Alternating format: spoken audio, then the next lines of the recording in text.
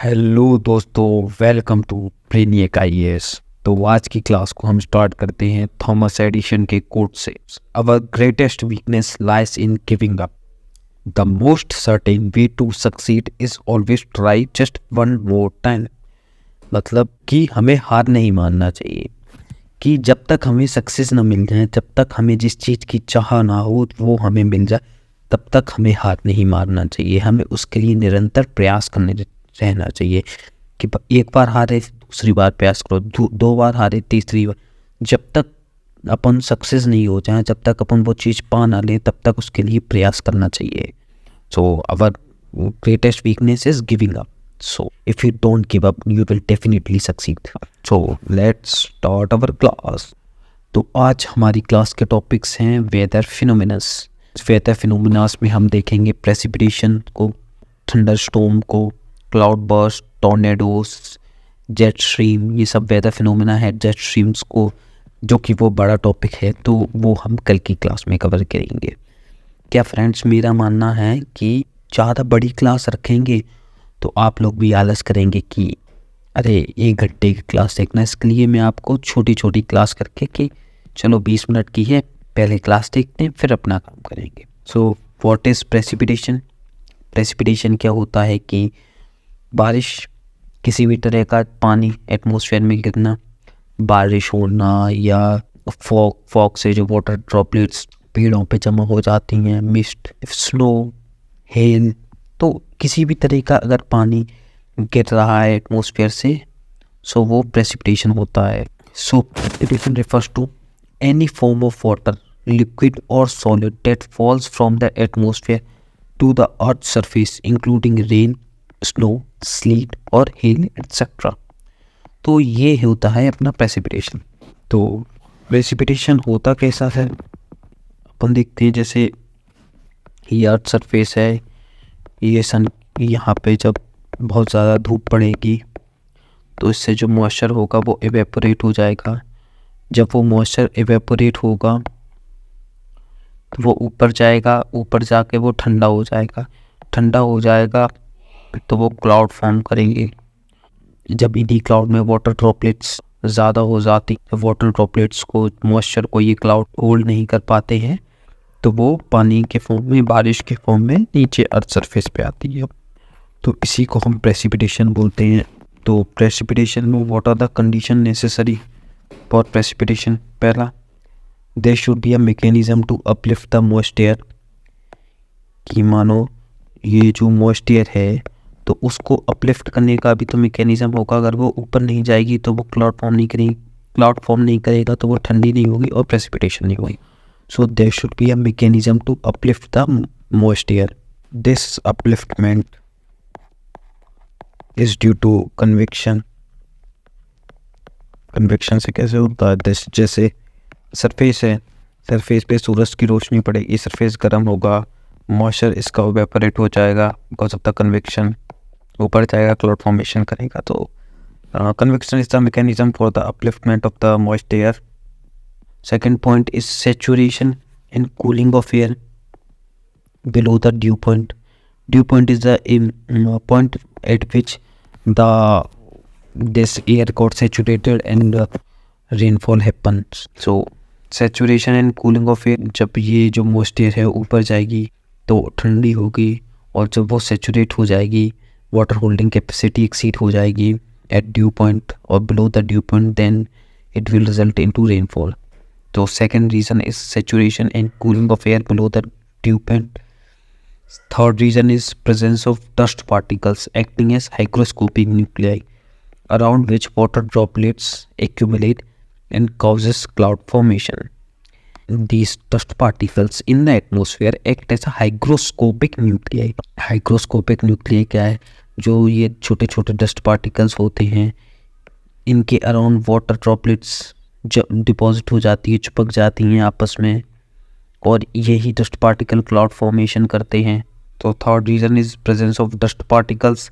So now we will see different types of precipitation, कि ये rainfalls के types. The first type is convectional rainfall. ये convectional rainfall क्या होती है?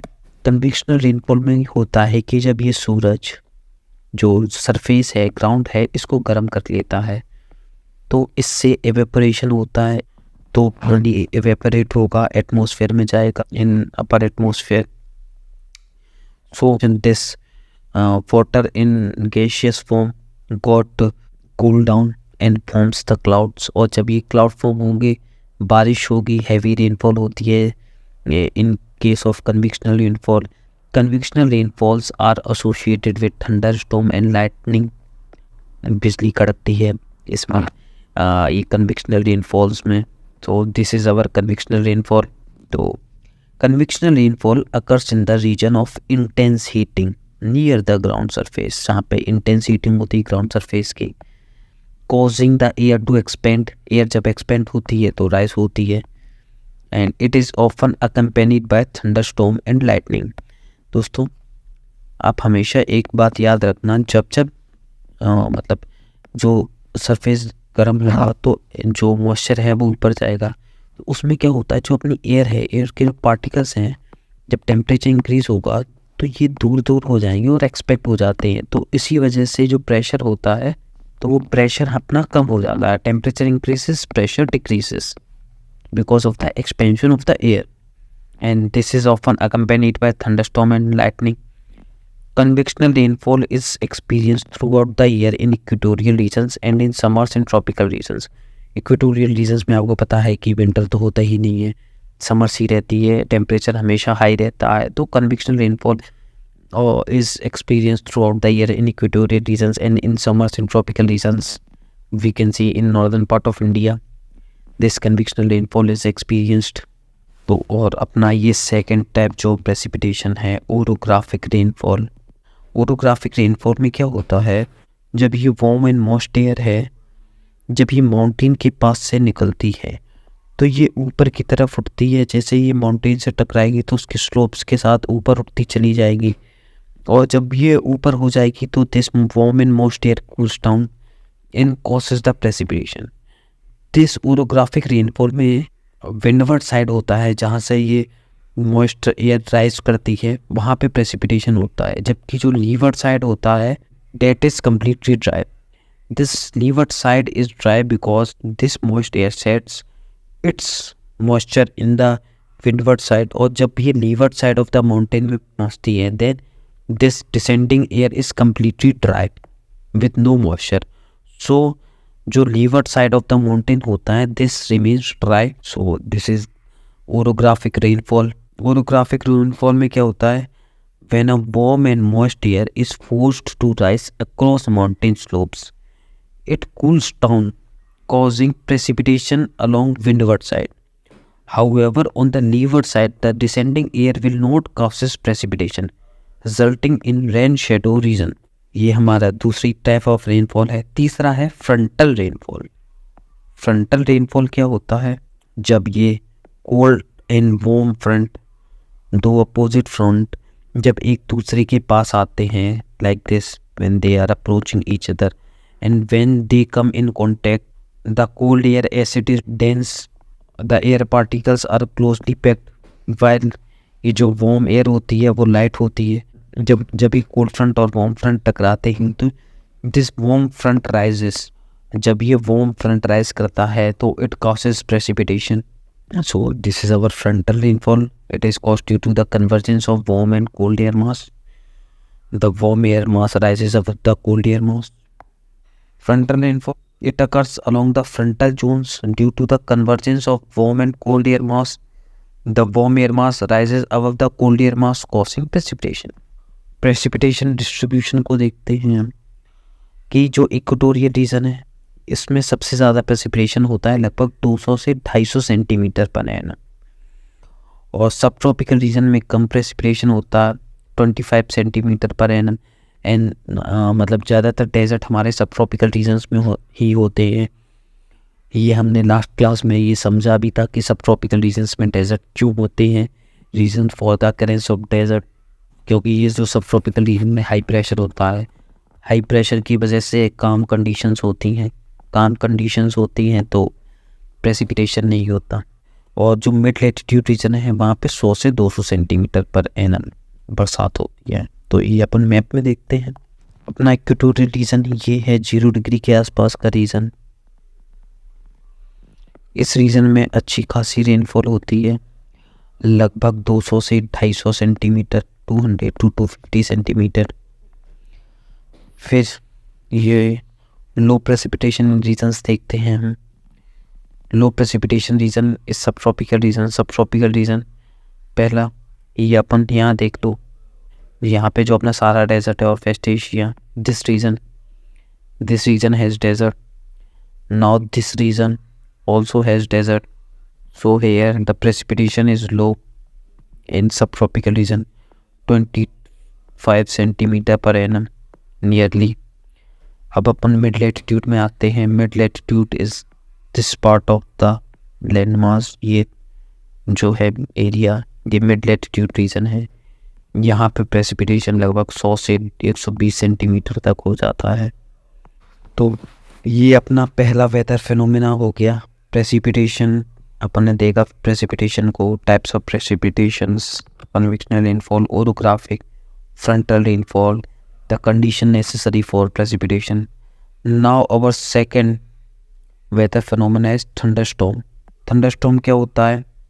थंडरस्टॉर्म आप जानते हैं, बिजली का रखना। ये थंडरस्टॉर्म्स क्यूमुलोनिम्बस क्लाउड में होते हैं।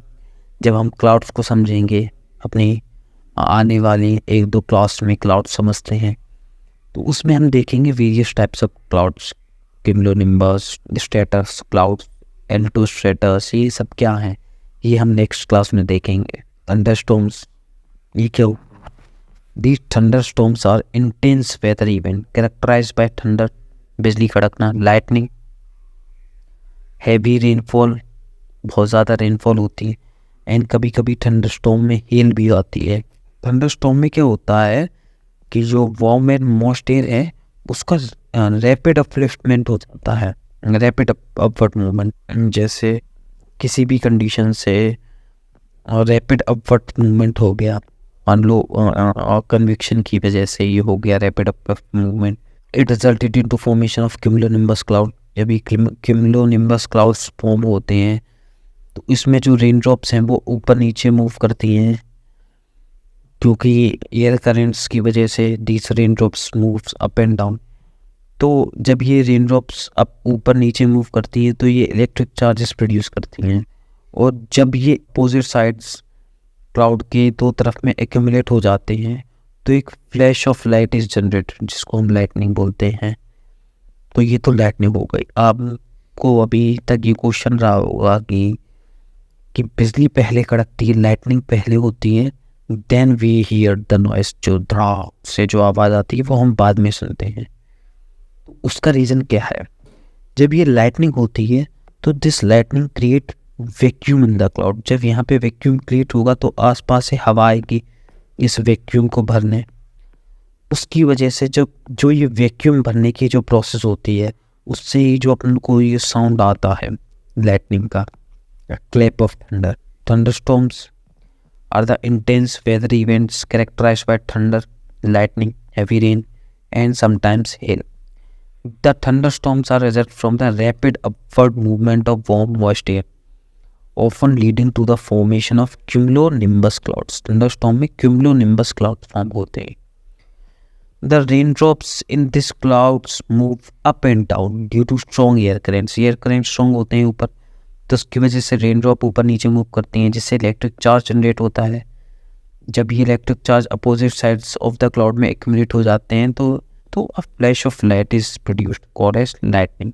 This lightning causes vacuum in the cloud due to rapid expansion of the air and it is filled by surrounding cold air, produce the clap of thunder. तो ये हमारा थंडरस्टॉर्म का reason है। तो second weather phenomena we have seen is thunderstorm. Thunderstorm हम समझ गए कि थंडरस्टॉर्म कैसे होता है, बिजली कैसे कड़कती है। तीसरा वेदर फिनोमेना है cloud burst. This IMD defines cloud burst as a rainfall over 10 centimetre per hour. मतलब कि रेनफॉल से 1 घंटे में एक पर्टिकुलर एरिया में 10 सेंटीमीटर जगह पानी में डूब जाए तो it is cloud burst. This is concentrated usually in small areas, और ज़्यादातर क्लाउड बर्स्ट माउंटेन्स में ही होते हैं। क्यों मिलते हैं ये देखते हैं। As you know in our India there is Himalayas, और क्लाउड बस्ट वेरियस हुए हैं हिमालयास में, फ्लैश फ्लड्स आई हैं, केदारनाथ में हुआ है। तो वो हिमालयास में क्यों होता है, उसका रीज़न है कि समर्स के time Tibetan highland heats up too quickly. That's why the air moves from northern Indian plains to Tibetan highland as the pressure is low on Tibetan highland. To fill this low pressure, air moves from northern Indian plains to Tibetan highland, and when this moving air encounters the Himalayas, it rises up. तो continuous ये moist air Himalayas पे जाएगी, तो हिमालयास के slope से टकरा के जो एक ही जगह ऊपर इकट्ठी होती जाएगी। जैसे जैसे ऊपर जाएगा तो ये जो एयर है मॉइस्ट एयर, ये क्लाउड फॉर्म करने लगेंगे। Because of this convection as the air moves in higher altitude then it got condenses and forms cloud. But जो यहाँ की टोपोग्राफी है वो स्टीप है, तो ये क्लाउड्स फॉर्म होंगी क्यूमुलोनिम्बस, और एक पर्टिकुलर एरिया में ये लेयर्ड ऐसे एक के ऊपर एक ऐसे क्लाउड फॉर्म्स होते जाएंगे। और जब ये क्लाउड्स रेन को होल्ड नहीं कर पाते हैं और they got trapped in this big mountain ranges, so in a quick flash they drop all their moisture which causes this cloud burst, and as a result of this shared of moisture or precipitation, the area got flash floods, और काफ़ी destructions भी होते हैं हमारे cloud burst से। जैसे केदारनाथ त्रासदी आप सभी ने सुनी, 8 जून 2022 को पहलगाम में त्रासदी हुई थी, tragedy of Pahalgam on 8 June 2022, and which causes flash floods. This is also an example of this cloud burst. So cloud burst ये है कि steep topography चाहिए उसके लिए, and the convection of hot humid air, and this hot humid air as goes in upper atmosphere got cool downs and forms cumulonimbus clouds. And when these clouds could not hold these raindrops, and the raindrops become too big to be held by these clouds, they shed in the form of cloud burst. Indian Meteorological Department defined cloud burst as rainfall over 10 centimeter per hour concentrated over small area. Following are the conditions that favor cloud burst. पहले, rapid convection of highly humid and warm air. Second, steep topography. This steep topography causes the huge buildup of clouds and without rain due to funneling effect. Funneling effect, clouds got build up like this. And तीसरी conditions हैं कि the raindrops become too heavy for the cloud to hold on and drops together in a quick flash.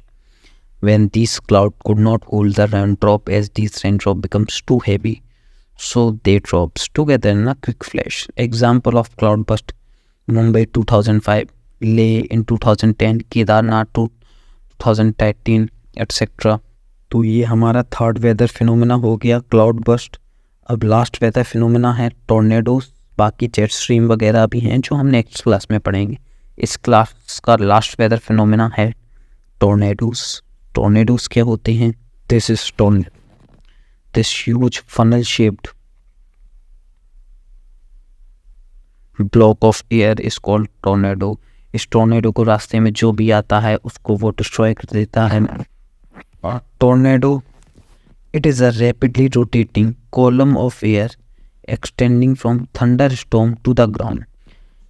It forms when there is a strong updraft of warm air combined with atmospheric instability. Tornadoes can be extremely destructive, causing damages in their path. Tornado strength को measure करते हैं enhanced Fujito scale से। तो देखते हैं कि कैसे ये ह्यूज जो टोर्नेडो है, huge rotating column of air, ये कैसे फॉर्म हो। तो सबसे पहले ये जो टोर्नेडो होता है, this tornado is associated with thunderstorm. ये जो थंडरस्टॉर्म वाला जो क्लाउड है, सुपर सेल थंडरस्टॉर्म, ये वहाँ पे ऑलरेडी प्लेस्ड होगा टोर्नेडो वाले जगह पे। तो सबसे पहले क्या है, ये टोर्नेडोज एसोसिएटेड हैं with thunderstorm, मतलब at the beginning of tornado there is a thunderstorm, ये थंडरस्टॉर्म्स के क्लाउड होंगे। और ये जो थंडरस्टॉर्म्स वाले क्लाउड होंगे ये कोई भी मतलब नॉर्मल क्लाउड नहीं होंगे। These are the specially powerful thunderstorm clouds, जो स्पेशली पावरफुल थंडरस्टॉर्म क्लाउड होते हैं जिनको हम बोलते हैं super cell. These clouds are known as super cell. और ये जो सुपर सेल हैं their height can reach up to 50,000 feets. इतने बड़े हो सकते हैं ये super cell clouds. These are the huge clouds. और these thunderstorms brings high speed winds. जैसे ये थंडरस्टॉर्म के क्लाउड्स होंगे ऊपर, उसकी वजह से हाई स्पीड विंड्स ब्लो करेंगी। तो ये जो हाई स्पीड विंड्स हैं वो ब्लो करेंगी। ये थंडरस्टॉर्म क्या कहलाता है? हाई स्पीड विंड्स लाएगा। हेलस्टोर्म भी ला सकते हैं। हेलस्टॉर्म्स कभी कभी ये फ्लड्स भी ला सकते हैं। बारिश होगी, फ्लड्स हो सकता है, लाइटनिंग हो सकती है। So this thunderstorm can broad high speed winds, hailstorms, floods and lightning. तो ये जो अपना टॉर्नेडो है वो फॉर्म कैसे होता है? सो टॉर्नेडो में क्या होता है, इस टॉर्नेडो में ऊपर ह्यूज थंडरस्टॉर्म क्लाउड्स होते हैं, थंडरस्टॉर्म क्लाउड है ना, जिसकी वजह से हाई स्पीड विंड्स ब्लो करेंगे। ऐसे हाई स्पीड विंड्स ब्लो करेंगे। तो राइजिंग एयर होगी, ऊपर जब एयर राइज करेगी कन्वेक्शन की वजह से हाई स्पीड विंड्स फ्लो करेंगी, तो ये टॉर्नेडोस फॉर्म होंगे। तो पहला इंग्रेडिएंट क्या होगा टॉर्नेडो में? सबसे पहले टॉर्नेडो को डेवलप होने के लिए क्या चाहिए? Is rising air. Because of the convection rising air होगी, एयर राइज करेगी, क्योंकि mostly tornadoes occur in the hotter climatic regions. गर्मियों में ही टॉर्नेडोज होते हैं, जो नॉर्थ अमेरिका कनाडा में जब मतलब समर सीजन होता है उसी time mainly tornadoes develop because of the convection there is a rising air. तो पहला इंग्रेडिएंट हो गया राइजिंग एयर। फिर क्या होगा? राइजिंग एयर होगी तो कंडेंसेशन होगा, ऊपर जाके एक क्लाउड फॉर्मेशन, कंडेंसेशन। और दिस कंडेंसेशन रिलीजेस हीट। और ये जो हीट होती है, this heat becomes the energy of this thunderstorm. Thunderstorm की जो एनर्जी होती है वो हीट होती है जो रिलीज होती है बिकॉज ऑफ द कंडेंसेशन। तो जितना ज़्यादा कंडेंसेशन होगा उतना ज़्यादा जो स्टॉर्म क्लाउड्स होंगे वो उतने बड़े होंगे। जितने ज़्यादा स्टॉर्म क्लाउड्स बड़े ग्रो होंगे उतना ज़्यादा अपथ्रस्ट होगा, ऊपर राइजिंग एयर अपथ्रस्ट होगा। ठीक है। और जैसे जैसे यह एयर है ये ऊपर जाएगी, ये जो रोटेटिंग कॉलम बन रहा है वो मतलब और पावरफुल होगा, और पावरफुल होगा तो ये बहुत धीरे धीरे मूव करने लगेगा, अपना डायरेक्शन चेंज करेगा। और ऐसे ही ये जो अपना टॉर्नेडो फॉर्म कर देते हैं। सो ये मैकेनिज़्म है अपना टॉर्नेडो फॉर्म करने का। तो जैसे इसमें है कि a swirling tube of air sucks in warm air from surface. Warm air जा रही है ऊपर सरफेस से, ठीक है, वार्म ऑफ ड्राफ्ट हो रहा है। फिर जो ऊपर से एक कोल्ड एयर है वो नीचे की तरफ आएगी थंडरस्टॉर्म में। और जो मतलब ये जो थंडरस्टॉर्म और ये जो टॉर्नेडो है इसके जो अंदर होगी वो तो वार्म एयर होगी, जो उसके बाहर जो एयर है ये कोल्ड एयर रहती है। Heavy rains are associated with this tornadoes because of the wind shear, the sudden change of wind speeds and direction of the tornado is wind shear की वजह से जो डायरेक्शन और स्पीड में चेंज हो जाता है टॉर्नेडो का, तो ये फुल फ्लेजेड ऐसा टॉर्नेडो डेवलप हो जाता है। और उसके बाद में जो भी चीज़ें आती हैं वो इसमें फंस जाती हैं और ट्रैप होने की वजह से और जो घर हैं जो कुछ भी आता है वो पूरा डिस्ट्रॉय होता चला जाता है। टॉर्नेडो से काफ़ी जान मान की भी हानि होती है। And these tornadoes are mainly occurs in northern American region, Canada region. इन सब रीजन में समर सीजन में ही मेनली ये टॉर्नेडोज डेवलप होते हैं। तो ये अपना लास्ट वेदर फिनोमेना आज की क्लास का हो गया टॉर्नेडोज। टॉर्नेडोज क्या है? A rapidly rotating column of air extending from thunderstorm to the ground. It forms when there is a strong draft of warm air combined with atmospheric instability, है ना, destructive हो सकते हैं. These tornadoes causes damages in there. सो ये हमारा था tornado. ये थी हमारी आज की क्लास. इसमें हमने डिफरेंट वेदर फिनोमिना समझे. तो आज की क्लास में हमने देखा precipitation, thunderstorms, cloud burst, tornadoes, है ना. सो आई होप हाँ कि आपको जो टॉपिक मैं समझाने की कोशिश कर रहा हूँ वो आपको समझ आए होंगे, और नोट्स आप तो बनाते चलिएगा.